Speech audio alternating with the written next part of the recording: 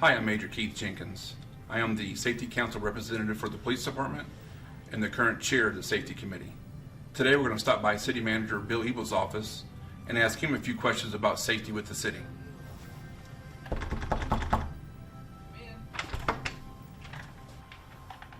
Hi, Mr. Ebel. How you doing today? Hey, Major. Good to see you. How are you? Good Thanks. to see you. I'm really excited to be here today to talk with City Manager Bill Ebel about some of our safety programs and things we're doing with the Safety Council. And I know, in the past we've talked about how passionate you are about safety, and I was wondering if you could spend a minute to tell us how you got that passion of safety and what the origins of that were. Yeah, that's a great question. I think it probably stems, Keith, from my career in the military. We did a lot of dangerous things. We did a lot of dangerous training. We were around a lot of heavy, big equipment and things where if you did not develop a safety culture or a leadership culture of safety, people could get seriously hurt.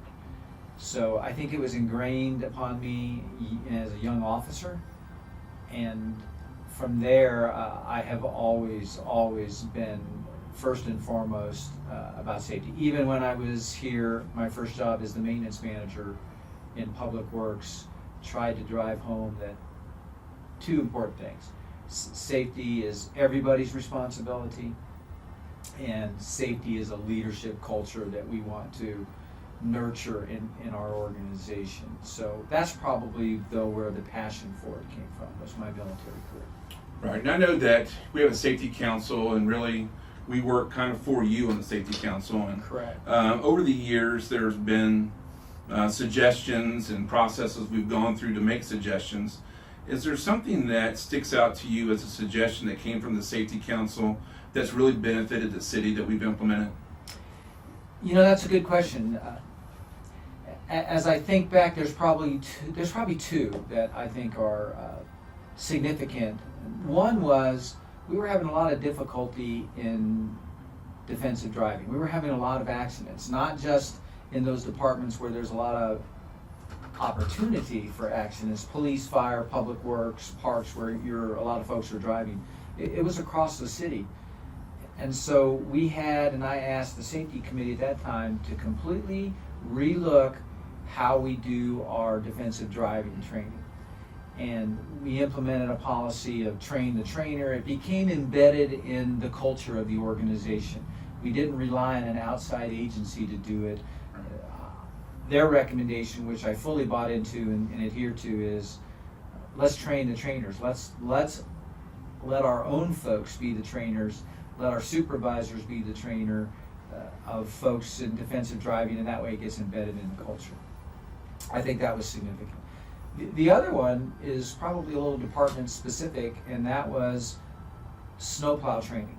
The Public Works Department completely, with the Safety Committee's help and some insight and input from the safety, completely rebuilt and restructured our snowplow training program.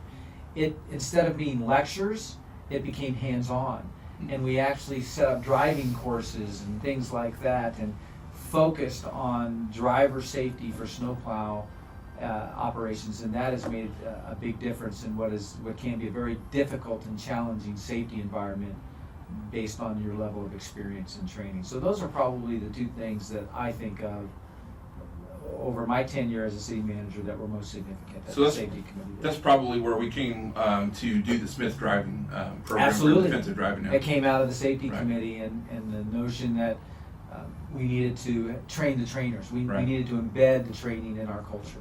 Great. So I know as a leader, oftentimes I think about this myself, that if there's one thing that we could get all of our employees to do safety-wise that would benefit the organization, is there one thing that sticks out to you that if we could get every employee with the city to do or follow that would benefit the safety program?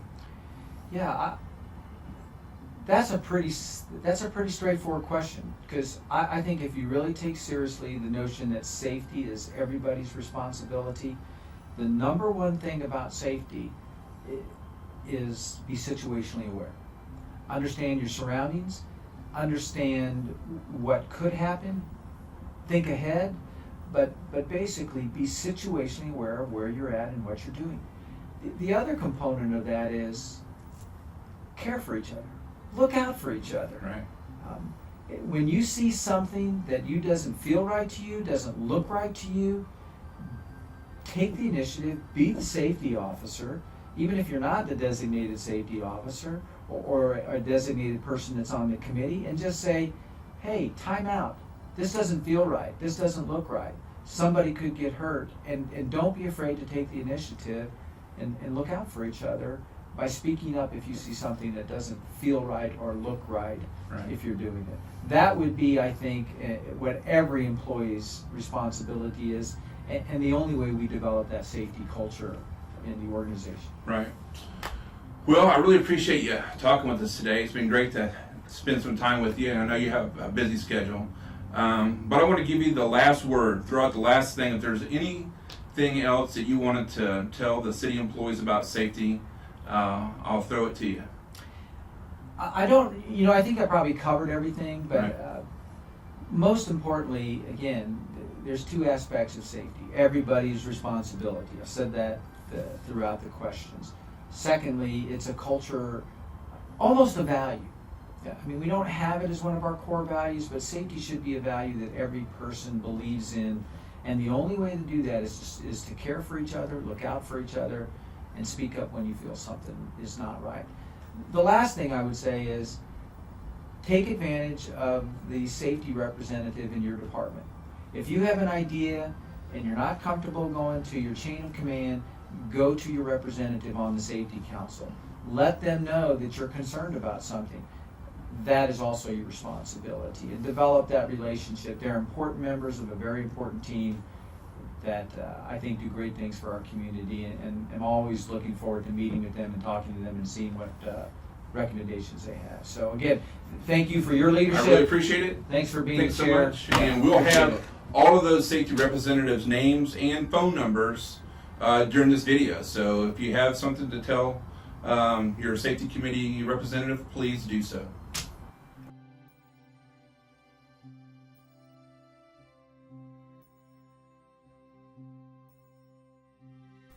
Hi, I'm Major Keith Jenkins from the Overland Park Police Department. I am the Police Department Safety Council representative, as well as the current chair of the City of Overland Park Safety Council.